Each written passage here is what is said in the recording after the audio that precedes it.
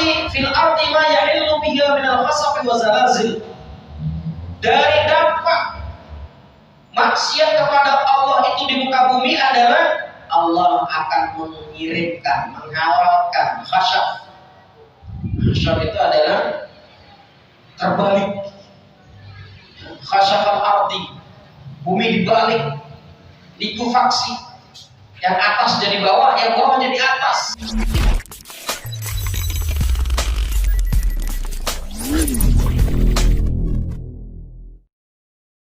Maka di dalam Islam kita betul-betul menjaga jangan sampai diri kita berbuat maksiat lagi. Kalau dulu pernah maksiat ya sudahlah, diakhiri dengan taubatan nasuha dan tidak akan mengulangi lagi. Seperti bapak kita, nenek moyang kita, Nabi Allah Adam alaihissalam pernah melakukan dosa, maka beliau bertobat, diterima tobatnya oleh Allah Subhanahu wa taala. Maka kita yang tidak masuk, kita yang penuh dengan dosa, kalau sudah pernah melakukan dosa, yang jangan pernah melakukan dosa lagi. Karena setelah kita tahu ilmunya, ketika kita melakukan dosa, ada 51 dampak yang kita akan dapatkan. Bahaya. Kalau istilahnya orang berdagang, modal 10 juta, tapi suruh ganti 100 juta. Kira-kira rugi apa bati, Pak? Hah? Bati apa rugi? Sama? Rugi. Gak ada orang dagang 10 juta kok harus kerugiannya 100 juta. Kan pengen orang modal 10 juta keuntungannya 100 juta. Tapi ini tidak bagi ahli maksiat. Dia yang melakukan maksiat satu yang dia lakukan, tapi 51 dampak yang dia akan peroleh. Baik untuk dirinya, orang lain, dan alam semesta. Nah, ini berbahaya. Di sini ditulis oleh Ibnu Qayyim di pasal faslun dzunub tuhdithul fasad fil ardi. Dosa-dosa itu membuat kerusakan di muka bumi. Jadi kalau ada peristiwa-peristiwa besar di alam semesta ini, jangan salahkan alamnya dulu. Biasanya mindset manusia kalau terjadi alam, terjadi bencana alam di dunia ini, selalu yang disalahkan siapa? Alam. Contoh, ketika banjir, yang disalahkan siapa? Alam. Ini gara-gara orang buang sampah sembarangan, gara-gara tidak ada tidak ada tanaman, jadi penyerapan airnya berkurang.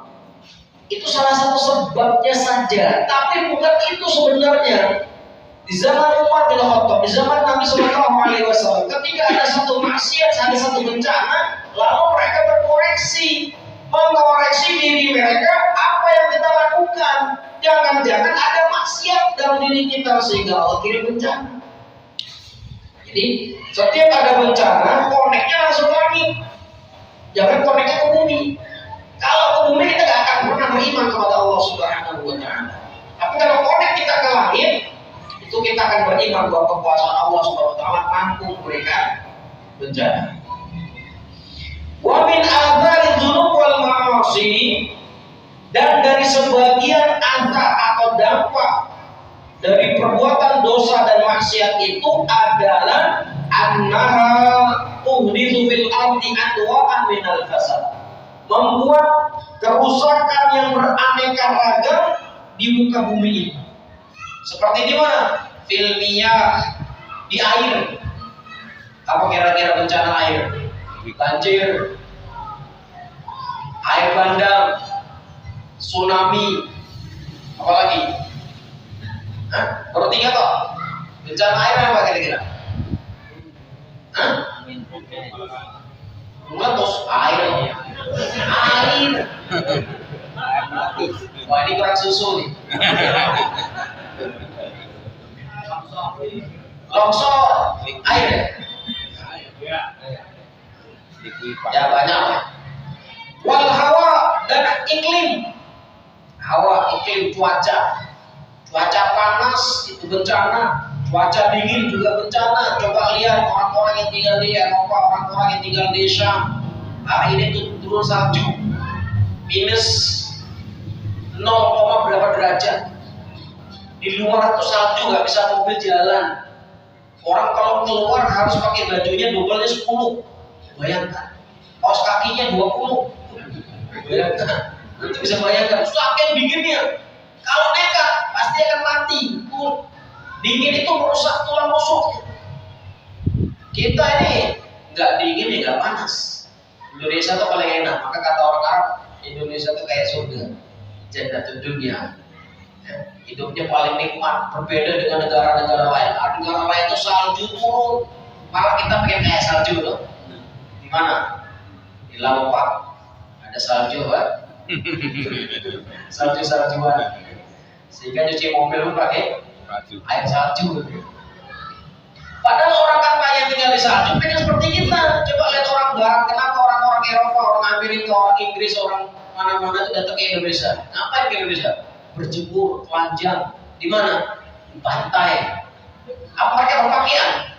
Ya, karena mereka merasakan matahari, tidak pernah menikmati matahari. Nah, jadi hawa, iklim, cuaca itu juga bencana. Azab dari Allah Subhanahu wa Ta'ala. Ketika Allah mengirimkan bencana dingin, itu juga bencana. Ketika panas, juga bencana. Maka kalau orang-orang Sudan, kalau Bapak lihat di Sudan, orang-orang Sudan itu tidak ada orang yang putih wajahnya, hitam sekali. Maka doanya orang-orang Sudan itu doanya begini, Pak. Ya Allah, la tu'adzibuna marrataini. Ya Allah, janganlah kamu siksa kami 2 kali setelah kami merasakan nerakanya di dunia. Jangan kau masukkan kami lagi ke nerakanya akhirat. Kenapa? Di dunianya sudah panas itu sampai 48 derajat Celcius. Panas banget. Keluar ke rumah, gosok langsung, taruh telur, langsung nantap. Luar biasa, sakit panasnya. Kita keluar rumah nggak gosok, bener nggak? Panasnya biasa. Taruh telur ya busuk, nggak matang. Di Sudan itu taruh telur langsung matang, saking panasnya. Maka orang-orang Sudan yang kaya-kaya pakai AC, nggak mungkin tanpa AC. Panas, seperti di Madinah juga, semua kamar ber-AC, karena nggak mungkin tanpa AC, panas. Panas sekali. Madinah beda dengan Sudan. Sudan lebih 40 sekian ke atas.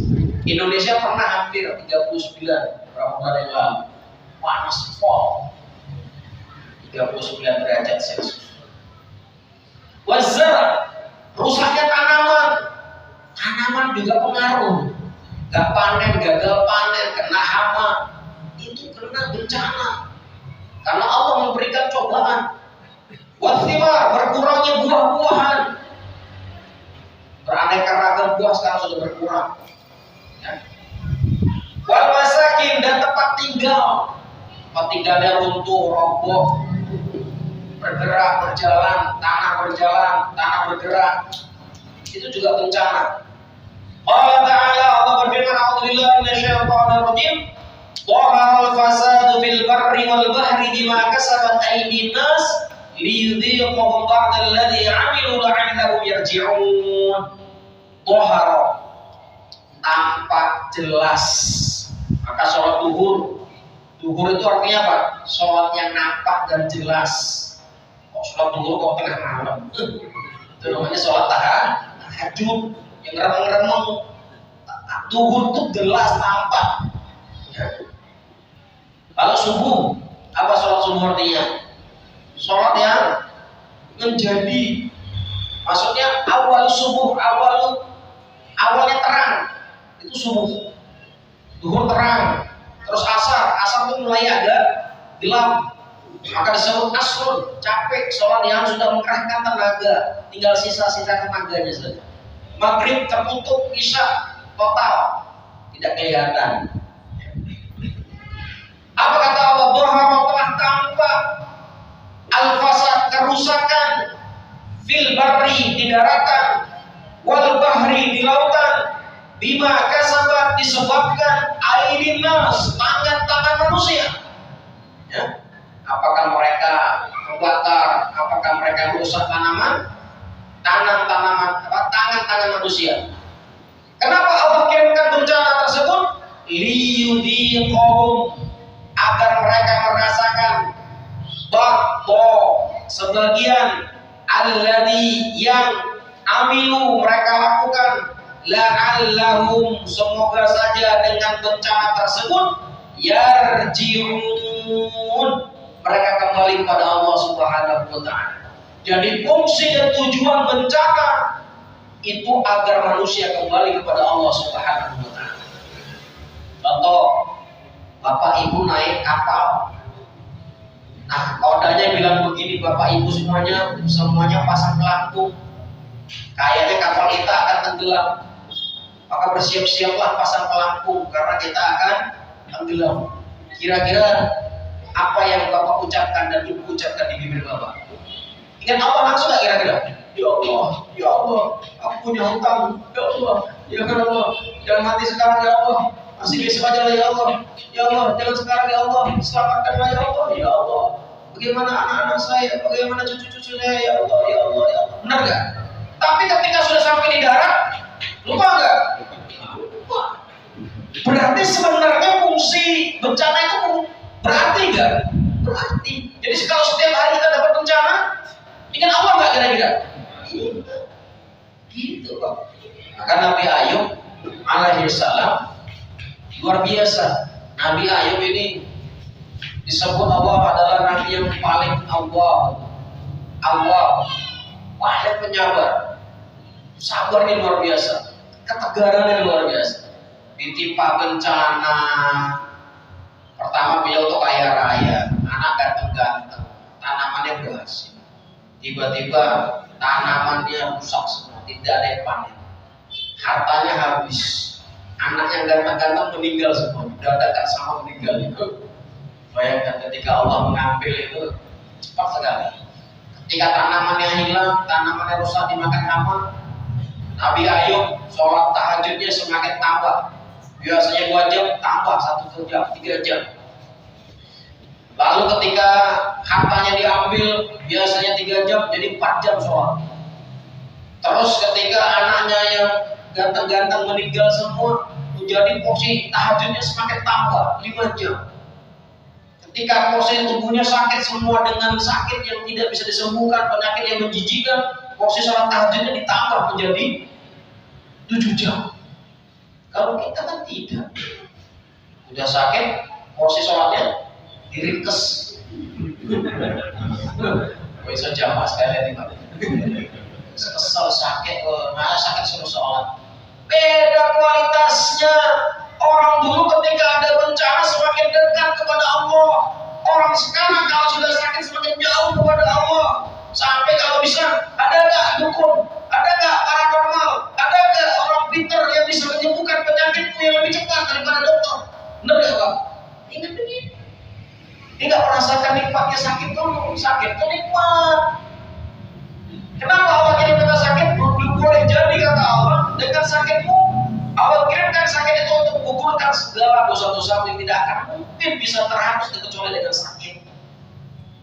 Maka doanya Nabi bagaimana? La ba'sa tahur insya Allah. Gak apa-apa. Semoga dengan sakit ini Allah menghapuskan dosa-dosa. Ya. Qala Mujahid idza waliya dhalim as-sa'a bi qawmin wal fasad fa yahbisu Allah bidzalika al-qadar. Tafsir seorang Mujahid adalah seorang tabi'in, dia berkatakan idza waliya dhalim, apabila orang dhalim itu berkuasa, apabila pemimpin kita dhalim sedang berkuasa, fa yahbisu Allah bidzalika al-qadar, Allah akan menahan rintikan hujan. Jadi ketika nggak hujan itu juga bencana. Tapi kalau hujan terus juga bencana Pak. Bapak pilih mana? Kemarau 10 tahun apa hujan terus-menerus 10 tahun? Pilih mana? Saya pilih Pak. Pasti nggak ada yang milih. Benar nggak? Kalau hujan terus bagaimana berusaha? Bagaimana beraktivitas? Benar nggak? Hujan itu makanya kalau datang hujan, sunnahnya bagaimana? Ketika melihat hujan, ketika menimpa hujan, apa kata Nabi? Aqul, maka doalah Allahumma shayban nafian, ya Allah, jadikanlah hujan itu bermanfaat. Karena ada hujan yang tidak bermanfaat. Berarti kalau lawan manfaat apa? Mudarat. Ada hujan yang mudarat. Kalau terus menerus hujannya berarti mudarat. Membuat akan menjadi penuh. Bayangkan kalau waduk Gajah Mungkur penuh. Ojo sono tinggal apanya, Pak? Tinggal airnya. Apa ya? Nah, Solo yang terbilang semua. Ojo Solo yang agak tinggi daripada Solo.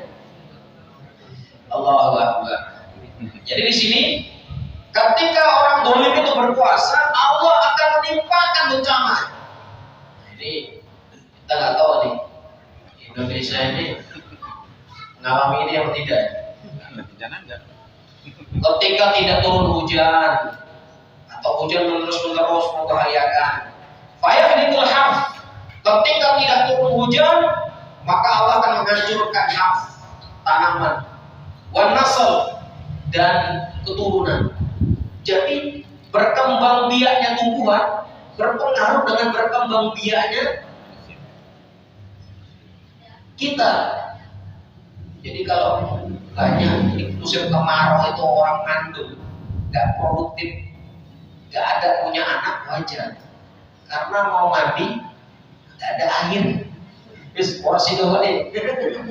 Karena nggak ada air, batalnya dulu. Ada cara.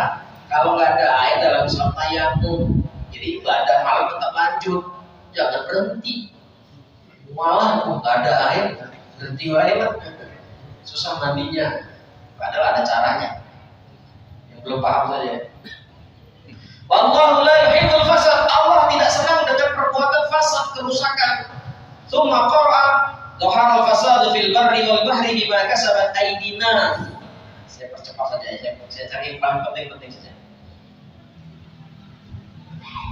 Jadi kerusakan di dunia ini menurut para ulama semuanya disebabkan maksiat. Nah ini dia. Aradallahu sabal fasad alladhi dhahar. Sebabnya kerusakan di bumi ini adalah sebabnya dosa, bukan sebab yang lain. Wa inna ma aradal fasad alladhi dhahara huwa dhunub nafsuha. Kerusakan yang nampak itu asal musababnya adalah dosa-dosa manusia. Ya. Sebagaimana Allah katakan liyudhiqahum, agar mereka merasakan ba'dal ladzi amilu, atas apa yang mereka lakukan. Di sini ada lam, ya kan? Liyudhiqa. Lihat, liyudhiqa. Situ ada lam. Lam apa dalam bahasa Arabnya? Lam akibat wa taklil. Lam akibat. Ada sebab, ada akibatnya. Kenapa Allah kirim azab? Karena sebab kamu. Jadi bisa jadi ketika kita hari ini umat Islam semakin terpojok, umat Islam semakin terkucilkan, bisa jadi disebabkan dosa-dosa kita sehingga Allah mengirimkan bencana seperti itu. Wadhahir wallahu a'lam anna al-fasad al-murad bidunub wa mujibatuha. Kerusakan di sini adalah disebabkan dosa dan konsekuensinya. Wa yadullu alaihi qawlu ta'ala liyudhiqa ba'dal ladzi 'amilu. Ini menunjukkan karena ada kalimat liyudhiqa. Kata para ulama liyudhiqa. Karena agar mereka merasakan dosa-dosa mereka. Wa min ta'til ma'asi fil ardi ma yahillu biha min al-khasaf wa zalazil. Dari dampak maksiat kepada Allah itu di muka bumi adalah Allah akan mengirimkan, menghalalkan khasyaf. Khasyaf itu adalah terbalik. Khasyaf al-ardi, bumi dibalik, likufaksi. Yang atas jadi bawah, yang bawah jadi atas. Namanya apa? Sekarang namanya bergerak, tanah bergerak. Khasyaf. Ada namanya khasyaf. Seperti khasyaf syamsi, khusuf, salat khusuf. Artinya sholat gerhana matahari maupun gerhana bulan, jadi bulannya hilang. Wazalazil, ya khasyaf ini dulu kita nggak paham, tapi sekarang paham. Khasyaf itu bumi dibalik. Maksudnya apa bumi dibalik? Maksudnya adalah bukan bumi kan, bumi ini bundar. Dibalik bagaimana? Bukan begitu. Yang maksudnya yang atas ini menjadi di bawah, yang bawah jadi atas. Seperti yang kita saksikan belum lama ini di mana? Di Palu.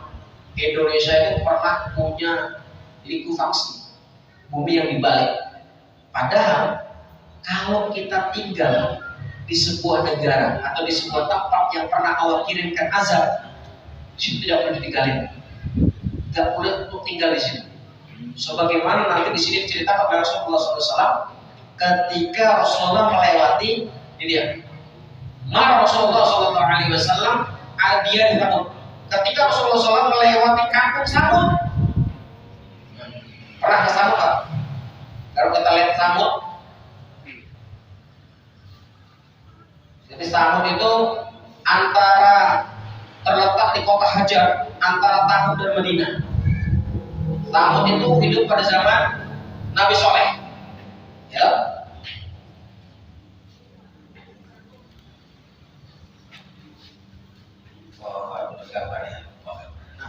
Kampung Samud itu, kenapa kata Rasulullah SAW, ketika kalau kamu melewati kampung Samud, ada dia di Samud, atas kampung Samud. Jadi Rasulullah karena tinggal di Madinah, ketika perang Tabuk melewati kampung Tabuk. Apa kata Rasulullah kepada para sahabatnya? Bagaimana aku menduduki dia illa wa hum. Kalau kamu masuk kampung Samud, posisi kamu harus pastikan menangis. Karena di bawah ini banyak orang yang mati, Allah tenggelamkan. Jadi kalau kita masuk ke kampung yang pernah diazab oleh Allah, masuknya sampai menangis, bukan malah selfie. Harus senyum-senyum, harus nangis. Jadi upah menonton gambarnya di daerah Tabuk, jelang Tabuk. Ketika Rasulullah mau perang Tabuk untuk melewati Samud. Kenapa Samud itu? Kalau kita baca surah Asy-Syams, Samud itu adalah kaum Nabi Soleh. Nabi Soleh adalah Nabi yang luar biasa ketaatan kepada Allah, sampai Allah mengatakan Nabi Soleh adalah Nabi yang paling soleh. Namanya Soleh, sesuai dengan namanya. Ini ada namanya Dai, tapi tukang menangkapin orang. Ada namanya polisi itu apa namanya? Dai Bakhtiar, tapi namanya Dai untuk menangkapin orang. Tidak sesuai namanya. Namanya Dai menangkapin orang. Nabi Soleh, ya orangnya soleh beneran. Nabi Soleh ini ngajak kepada kaum Samud untuk beriman kepada Allah. Kaumnya penyembah batu, penyembah berhala. Maka disebut kota Hajar, kota batu, di mana-mana batu. Nah, kaum Samud bilang begini kepada Nabi Soleh, ya Soleh, kalau kamu Nabi, Nabi kan punya mujizat. Mujizat kamu ini apa? Coba kalau kami minta, kami akan beriman. Coba batu ini, keluarkan batu ini dari batu ini seekor unta. Kalau keluar nanti kami akan beriman. Akhirnya Nabi Soleh berdoa di atas batu itu. Ya Allah, mudah sekali ngajak orang beriman. Cukup kau keluarkan unta, mereka akan beriman semuanya. Apa yang terjadi? Allah mengabulkan doa Nabi Soleh. Dari batu ini keluar unta. Untanya ajaib, untanya bersih, besar, menarik. Untanya nggak mau makan, kalau cari harus instruksi Nabi Soleh. Makan. Berhenti. Wah, luar biasa. Apa ada binatang bisa diatur begitu? Kucing. Ambil ikan orang. Akhirnya kaum Nabi Samud tadi kira-kira beriman nggak? Malah enggak, malah untanya disembelih kayak gitu. Akhirnya mereka mereka menyembelih untanya, sehingga Allah pun mengirimkan bencana angin lebat, halilintar dengan suasana malam yang gelap mereka habis semua kampung Samud. Maka kampung Samud itu kampung yang pernah Allah binasakan.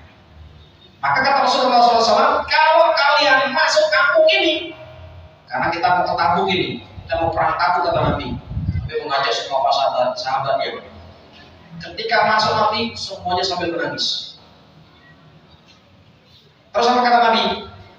Wa min syurbi miyahin, dan dilarang mengambil air dari sumur Samud. Gak ada yang boleh ngambil. Gak boleh mengambil air di Samud. Ada air nggak boleh diambil. Atau bimiyahim, atau dari min abarihim, dari sumber-sumbernya mata air, jangan diambil. Kenapa ya Rasulullah? Apakah air ini sudah beracun? Sumbernya juga sudah beracun? Bukan. Kata Rasulullah SAW, litakhdil syurubil ma'siyah fil ma', karena airnya saja mengandung kesialan. Jadi kalau kamu minum, kamu sial nanti. Bisa jadi kamu buta, bisa jadi kamu nanti juling, bisa jadi nanti kamu mandul, bisa jadi nanti kamu impoten, bisa jadi nanti kamu dan sebagainya dan sebagainya. Jadi airnya penuh kesialan. Nah, di tempat-tempat seperti itu, di tempat yang pernah Allah azab, jangan pernah mengambil sesuatu apapun di situ. Contoh kalau di Indonesia nih, di Aceh, di tempat yang pernah Allah azab, jangan pernah mengambil sesuatu. Paham? Jangan pernah mengambil sesuatu di situ. Karena kalau masuk kampung itu, maka sambil menangis dan banyak beristighfar. Sebagaimana Rasulullah SAW mengatakan. Kenapa? Di kampung atau di sebuah desa yang pernah Allah azab, seluruhnya mengandung kesialan. Jadi kalau ada orang, kok anak saya sial? Jangan-jangan belum buatnya di mana? Kok anak saya sial? Kok saya hari ini begini? Dulu orang tuanya dari mana? Di kampung yang pernah Allah kirimkan bencana atau tidak? Karena apa? Memang fitrahnya orang beriman itu harus terhindar dari bencana. Contoh begini, Umar bin Khattab ketika kota Madinah itu di zalazil ini, wal zalazil, gempa-gempa.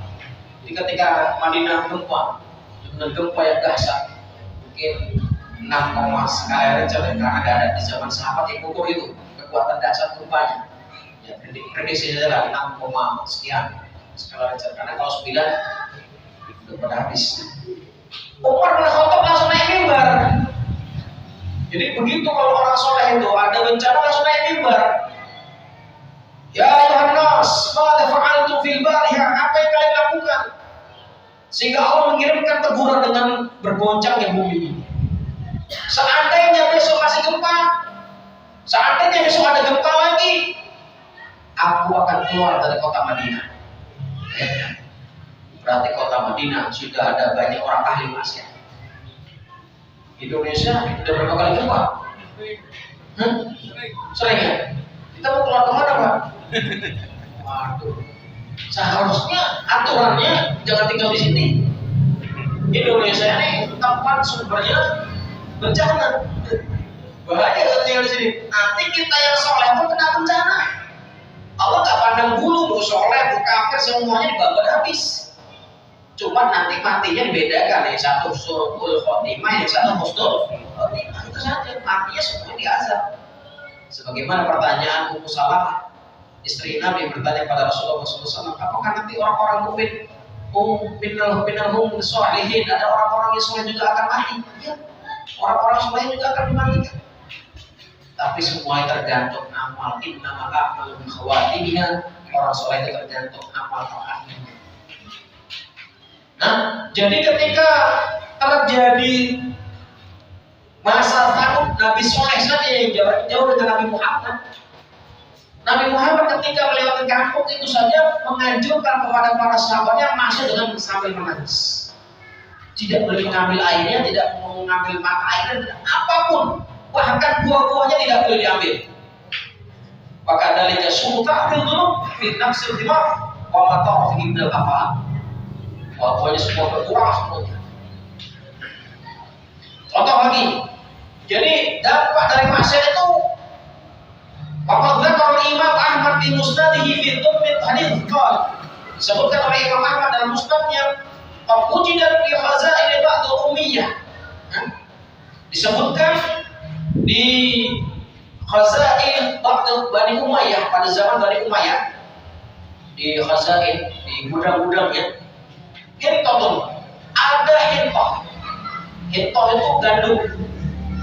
Habbat tidak qadri nawahul faqrah, ya. Satu kantung ada biji gandum yang besarnya sebesar biji kurma. Bayangkan Pak, pernah lihat buah gandum? Gandum kayak padi, kecil gitu. Tapi di zaman Bani Umayyah, gandumnya seperti biji kurma, besar-besar. Ya, besar-besar. Apa kata di sini? Wahiyya fi surratin maktubah. Di ikatannya dituliskan, di gudangnya dituliskan, maktubun tertulis alaiha kana hadza yanbutu fi zamani min al-'adl. Ini gandum ini tumbuh pada zaman yang penuh keadilan. Jadi kalau hari ini rambutan kita semakin cilik, melon kita semakin cilik, kalau semangka kita semakin cilik, gorengannya juga semakin cilik. Ini gara-gara banyak maksiat ini. Maksiat itu pengaruh kemana-mana nih. Karena kezaliman ada di tempat di situ, sehingga Allah berkurangkan. Intinya apa? Hilangnya berkah. Antum bisa bayangkan ini ya, biji gandum sebesar biji kurma. Yang lebih dahsyat lagi apa? Biji apa? Biji buah delima sebesar, masya Allah. Apa kita bahas ini? Ada biji delima sebesar kayak kayu. Coba kita lihat buah-buah terbesar di dunia. Saya lagi dalam itu. Apa ada di Jawa semangka seperti ini? Ada nggak? Ada. Jangan pernah mimpi beli semangka di Indonesia. Jadi kalau kampung itu orang soleh semuanya. Bisa. Apa nih? Labu ya? Labu. Tarik. Apa ini? Ini buah-buah besar di dunia. Semangkanya ngantar kontainer. Masya Allah. Ini masya Allah. Jadi di zaman dulu kata Ibnu Qayyim, buah dulu di zaman dulu besar-besar, nggak ada buah kecil-kecil. Lalu ditulis di situ apa? Yang butuh fi zaman minal adl. Karena pada masa itu dipimpin oleh Bani Umayyah, semuanya adil, tidak ada yang didolimin, maka semua yang berkah. Jadi kalau sekarang di Indonesia berkahnya berkurang, durian rasanya asam, kecut, bener apa? Teh rasanya kok asin, ya.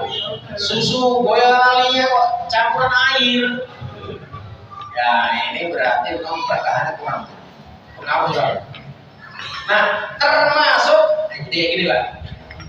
Coba lihat. Ta'khirul bisuwar.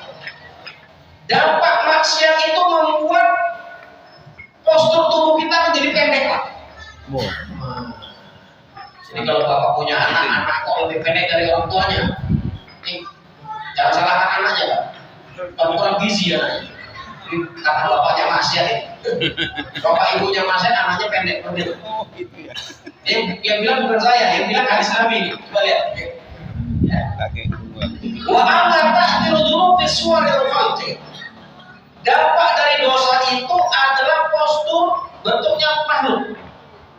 Maka rawahu at-Tirmidzi atau Tirmidzi diriwayatkan oleh Imam At-Tirmidzi fi Jami'ihi sallallahu alaihi wasallam annahu qala khalaqallahu Adam wa tuluhu bisamai sittuna dhira'an. Dulu Adam itu Allah ciptakan tingginya 60 hasta. Berapa Pak? 60 hasta. 60 hasta sama dengan 30 meter. Orang dulu manjat kelapa, kelapanya segini. Putar aja. Sekarang kita lihat kelapa, manjat-manjat. Coba kita cek manusia tertinggi di dunia ini siapa? Saya cek manusia tertinggi di dunia. Ternyata manusia tertinggi di dunia ini pernah ada setinggi 2,72 meter. Ini masih ada sekarang 2,7. Ini manusia tertinggi di dunia Pak. Jadi saya pernah umroh tahun kemarin di Januari itu, tepat 1 tahun ini, saya umroh berdampingan dengan seseorang dari Uzbekistan. Tingginya itu kepala saya ini baru di pahanya dia.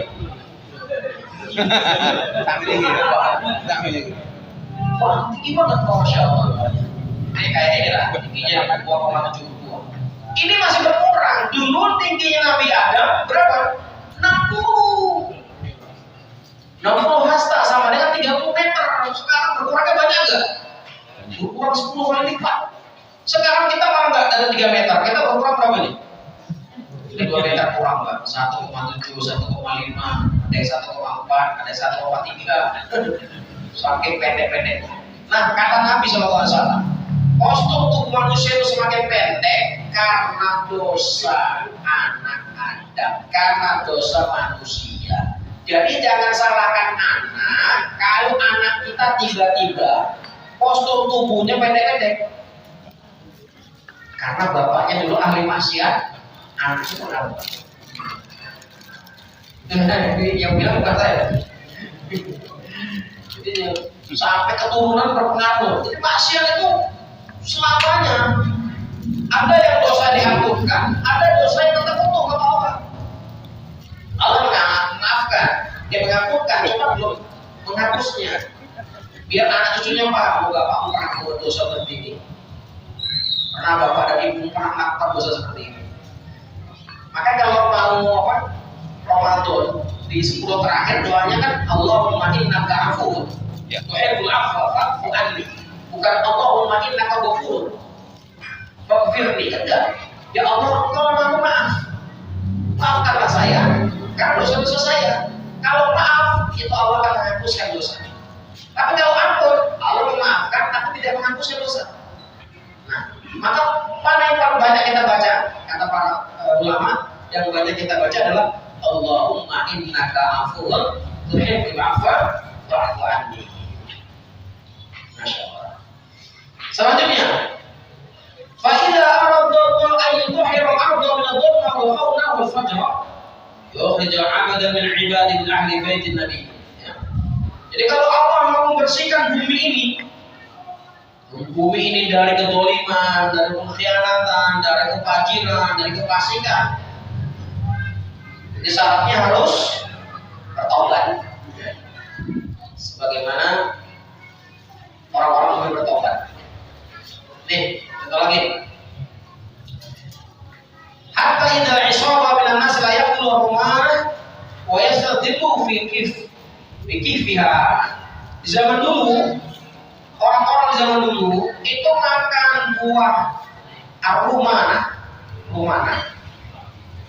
Itu buah delima. Besarnya buah delima itu wa yastadiluha fi kifiha. Kulitnya saja mampu membuat payung.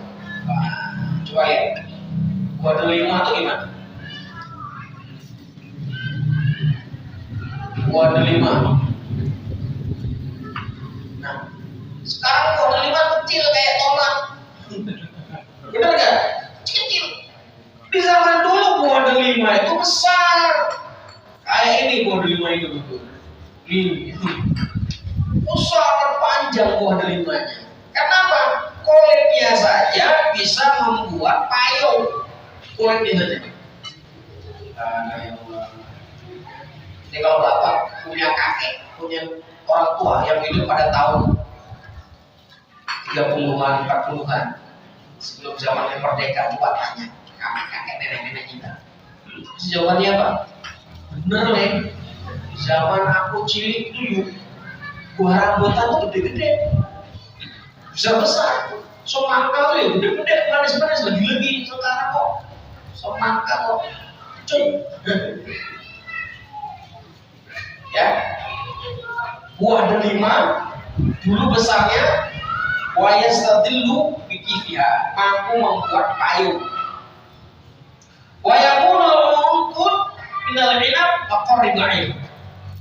Satu kantong, satu tampan minyak anggur itu sama dengan mokor robaiyah, seperti susu membuatnya. Atau juga begini maksudnya, bahwa satu gelas susu itu bisa mencukupi banyak orang. Zaman dulu berkata begitu. Ketika Nabi SAW hijrah dari Mekah ke Madinah, Nabi kan kehausan, minta di salah satu perjalanan Nabi menemukan seorang gembala yang punya kambing yang tidak punya susunya. Kata Nabi, coba saya izinkan saya minta susunya. Baik di sana, ini nggak tahu ya itu Nabi itu. Ini nggak pernah punya susu. Coba berikan kambingnya, saya akan berdoa mudah-mudahan dia keluar susunya. Ternyata apa? Dipencet oleh Nabi SAW, memerah kambing tersebut, domba tersebut, akhirnya keluar dengan susu yang cukup banyak. Nabi Muhammad 1 gelas, Abu Bakar 1 gelas, pengantarnya 1 gelas, keluarganya 1 gelas, istrinya 1 gelas, anaknya 1 gelas. Jadi satu perahan cukup untuk 10 orang. Sebelum bayangkan sekarang, Masya Allah, kalau bapak punya sapi nggak nih? Nggak punya sapi kan? Susah ceritanya. Ya, contohnya saya kan suka perah sapi. Saya kalau pulang kampung, tapi bukan kampung orang tua, kampung orang tua kan di Aceh. Kalau kampung nenek saya itu di Blitar. Saya kalau liburan begini pulang ke sana, Blitar. Nah, di sana kan banyak sapi. Perah sapi saya. Nah, itu dulu waktu saya masih kecil dulu. Itu kalau perah sapi itu satu sapi itu bisa 1 ember penuh. Saking banyak. 1 ember penuh. Sekarang sampai ini yang putihnya panas merah, keluar susunya. Keluar. Paling mentok 1/4 ember sudah penuh banget. Sekarang berkurang karena kita hidup di zaman penuh ketidakadilan. Jadi kalau hidup di zaman tidak penuh keadilan, betul seperti ini, jangan pernah untung, rugi terus kita. Apalagi kalau ceritanya hari ini semua ATM di bank tidak bisa ditarik uangnya.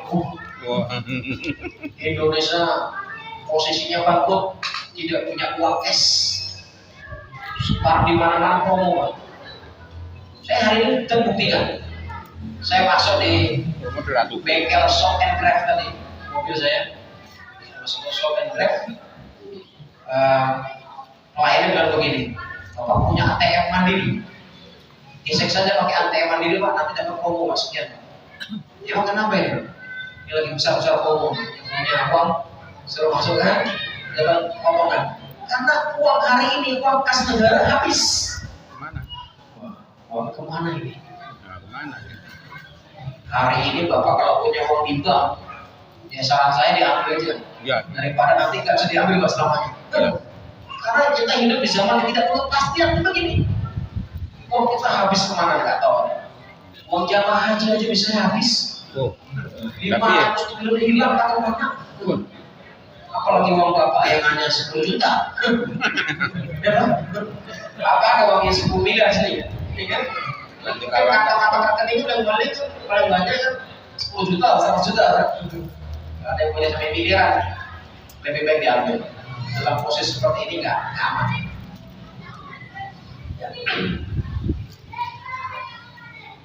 Selanjutnya, walau ada hukuman alati anzalallahu fil ardi baqiyat antabuha sariyatan fil ardi tatlu. Di sini diceritakan, ya sudah. Wal labanul qubhah al-qahatil wahidah la takfi fi'a ma min nas. Dulu satu susu ini, susu sapi tadi ini cukup untuk 100 manusia. Oh, ya kan. Susu satu perahan itu untuk 100 manusia.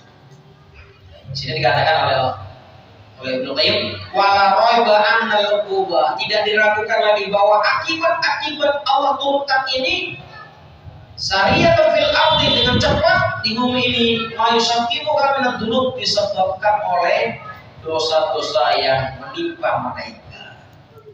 Jadi dosa-dosa itu berpengaruh besar terhadap ekosistem kehidupan kita. Oh, hari ini semuanya serba mahal, itu salah satu sebabnya dosa kita. Ya apa-apa mahal kan? Apa-apa tidak tumbuh, apa-apa nggak keluar. Wa min athar tilkal jara'im fatatasalaf kalimatullah wa hukmul kauni awwalan wa akhiran. Jadi, wa min athar tilkal jara'im allati u'ibat biha umam. Inilah dampak dari sebuah dosa-dosa dan maksiat itu yang Allah azab kepada bangsa-bangsa dan kaum-kaum sebelumnya. Dan berlaku juga kepada bangsa-bangsa setelahnya dan kaum-kaum setelahnya. Jadi jangan sangka kalau kita bermaksiat itu hanya untuk kita. Kita yang bermaksiat, orang lain kena sebabnya. Maka dalam Islam kalau ada orang bermaksiat, apa kata Rasul? Man ra'a minkum munkaran falyughayyirhu biyadihi wa illam yastati fa bilisanihi wa illam yastati fa biqalbihi wa dzalika adhaful iman. Apa kata Rasulullah SAW? Kalau kalian melihat kemungkaran maka rubahlah dengan tanganmu. Kalau tidak mampu dengan tanganmu maka dengan lisanmu. Kalau tidak mampu dengan lisanmu maka dengan hatimu. Tapi kalau dengan hati itu selepah-lepahnya iman. Kenapa jangan sampai di desa kita ada orang ahli maksiat? Jangan sampai di negeri kita ada orang maksiat. Karena dia yang melakukan maksiat dampaknya ke kita dan ke anak cucu kita. Itu lupa, makanya perlu namanya FPI. FPI itu penggerak amar ma'ruf nahi munkar. Coba dari dulu gak ada FPI. Udah lama Indonesia digulung oleh Allah Subhanahu wa taala. Digulung. Karena perzinahannya banyak. Benar gak? Di Solo itu banyak gak perzinahan? Nah, kalau gak ada amar ma'ruf nahi munkarnya digulung Solo ini. Bahaya. Allah akan mengawalkan semuanya, tentara-tentaranya Allah akan menghabiskan semuanya. Cuma Allah menunda. Itu karena apa? Wa yastaghfirun. Karena masih ada orang yang istighfar, masih ada orang yang mau sholat, masih ada orang yang suka ngaji, masih ada orang yang suka dengar pengajian, masih ada orang yang mau kembali kepada Allah. Allah tunda kemarahannya. Kemarahan Allah bisa Allah tahan. Kemarahan Allah bisa hilang dengan banyaknya sedekah. Salah satu juga begitu kata Rasulullah SAW. Sedekah itu sirri tudfi'u ghadaba rabbi. Sedekah yang sembunyi-sembunyi mampu memadamkan kemarahannya Allah Subhanahu wa taala. Jadi semakin banyak orang yang masih banyak sedekah, masih banyak orang yang beramal ma'ruf nahi munkar, semakin banyak orang masih mengerjakan kebaikan-kebaikan, Allah menjadi marahnya menjadi tertunda. Tidak langsung diluapkan. Jadi hadirin wal hadirat rahimani wa rahimakumullah, ternyata kita hidup di dunia ini ya, tergantung di suasana apa kita hidup. Ya, kalau setan yang menguasai kita, otomatis kita akan buzi'atil barakah min umrihi. Ya. Kalau sudah dikuasai oleh setan, maka akan berkurang lagi cabutnya keberkahan dari umurnya, berkerahan dari pekerjaannya, berkerahan dari rezekinya, dan keberkahan dari ketaatannya, dan sebagainya, dan sebagainya, dan sebagainya, dan sebagainya. Semuanya akan berkurang, tidak terasa nikmat. Sholat untuk nikmat. Jadi kita butuh ada ulama-ulama yang selalu bersama kita. Maka kita harus berpositif thinking kepada Allah Subhanahu wa taala. Mudah-mudahan keluarnya Ustaz Abu Bakar Bashir ini kita menjadi dicintai oleh Allah Subhanahu wa taala karena kita hidup bersama ulama. Terus mau kenikmatan apa? Kalau suatu negeri gak ada ulamanya, mudah banget Allah menghancurkannya. Tapi kalau masih banyak ulamanya, masih banyak dai-nya, masih banyak orang-orang yang senantiasa beristighfar, masih banyak orang-orang yang amar ma'ruf nahi munkar, Allah akan tunda marah. Jadi kehancuran di dunia ini disebabkan gara-gara dosa manusia. Dosa itu gara-gara maksiat manusia. Kerusakan di muka bumi ini disebabkan dosa dan maksiatnya manusia. Jadi jangan sampai hilang keberkahannya. Tidak. Sebagai penutup, ya, sebenarnya ada judul baru ini lebih menarik lagi. Tentang hari ini hilangnya sifat akhlak tudfi'u al-ghirah. Dosa itu menghilangkan akhlak, imun, karakteristik kita kecemburuan. Orang yang banyak maksiat, cemburunya hilang. Orang yang semakin taat kepada Allah, cemburunya tinggi. Cemburunya tinggi. Tapi kalau orang yang tidak taat, kecemburuannya hilang. Contoh apa? Anak perempuannya diajak pacaran sama orang, spend baik. Masa-masa milenial, bed baik. Istrinya ditolak sama tukang sayur, spend baik. Gimana istri ditolak sama tukang sayur kok bed baik? Berbeda dengan seorang sahabat ini, namanya siapa? Nah, kita coba lihat sebagai penutup ini. Biar ibu-ibu tenang. Kalau punya suami yang cemburu, itu beruntung bu. Dan seorang bapak punya suami istri cemburu, juga beruntung. Jadi wajar kalau istrinya cemburu, wajar kalau suaminya cemburu. Jadi ada seorang sahabat yang berkata begini, sehingga semua sahabat membuat terpana dan terakjub dengan perkataan ini, sehingga Rasulullah SAW mengatakan, ini siapa sebenarnya? Kita lihat. Namanya adalah di sini diceritakan oleh Ibnu Qayyim, namanya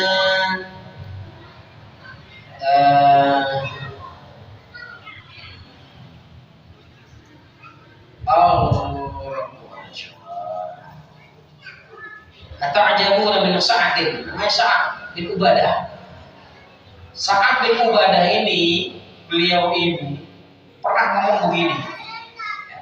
Beliau cemburunya luar biasa, menjaga istrinya luar biasa. Apa kata beliau begini? Ini ibu biar tenang. Lau ra'aitu rajulan ma imra'ati la darabtuhu bisayfi ghairi musfihin. Seandainya aku melihat seorang laki-laki bersama istriku, niscaya aku akan memukul laki-laki itu dengan pedang tanpa ampun. Jadi bisayf ghairi musfihin, artinya kalau bahasa lebih terlega, aku akan potong-potong dia. Jadi seandainya istriku dibonceng oleh orang lain, termasuk sama gojek. Hari ini gak cemburu kan?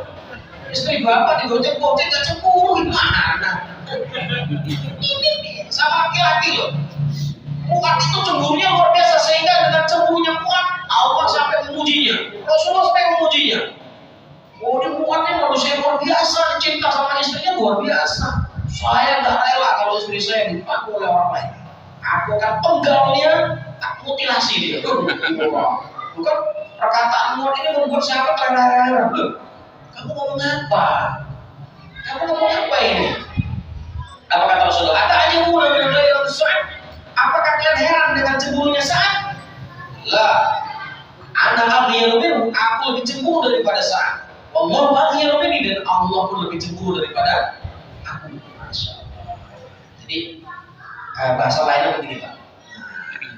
Jangan coba-coba kau goda istriku bila tak ingin pedang ini mengambil bicara. Begitu seharusnya. Suami itu harus cemburu. Oh, hari ini ada suami nggak cemburu sama anak, sama istrinya, namanya suami dayus. Dayus itu tidak akan pernah masuk surga, tidak akan pernah mencumbawi surga. Seorang suami yang istrinya ditowel sama orang lain, diam saja, Pak, nggak sabar, nggak marah, nggak cemburu. Itu hilang nggak cemburu. Kenapa suami kok bisa hilang kecemburuannya? Karena maksiat yang banyak sehingga membiarkan. Gak cemburu anaknya main HP, gak sholat, gak marah dia. Gak cemburu ketika istri gak nutup aurat, gak cemburu dia. Karena udah banyaknya maksiat sehingga kecemburuannya hilang. Bahaya sekali itu. Maka dalam sini dikatakan cemburu itu adalah imunitas iman. Kalau kecemburuan gak ada dalam seorang diri seseorang, bahaya. Kita akan menjadi dayus yang tidak akan pernah masuk surga. Na'udzubillah min. Nah, ini mudah-mudahan kita seperti Sa'ad semua. Rasulullah memuji Sa'ad. Boleh? Aku akan sembelih dia, cicak. Tapi kan nggak ada yang berani menerjemahkan cicak. Takut. Kalau bahasa saya cicak. Karena ini kan ngomong harus cicak. Nanti kaget loh, kamu kok ngomong begitu? Kalau seandainya istri itu dibonceng orang lain, kecemburuan.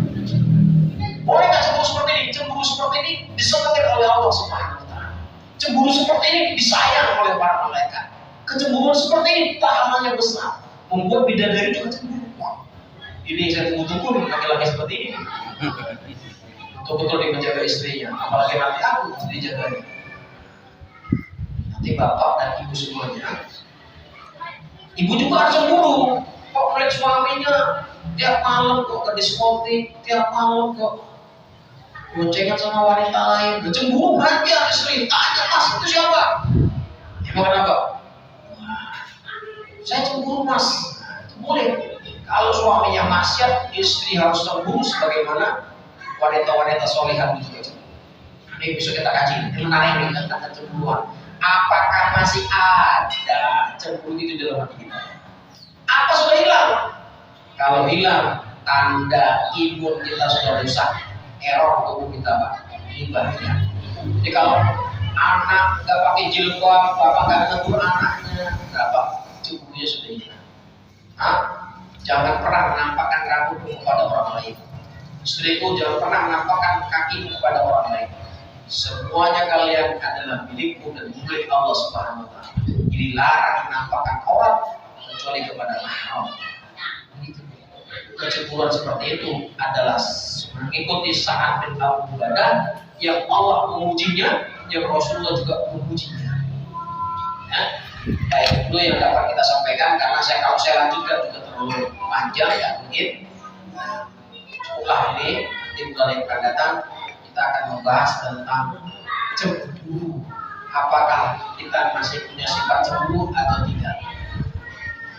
Kita tutup dengan doa kafaratul majlis. Subhanakallahumma wa bihamdika asyhadu an la ilaha illa anta astaghfiruka wa atubu ilaik.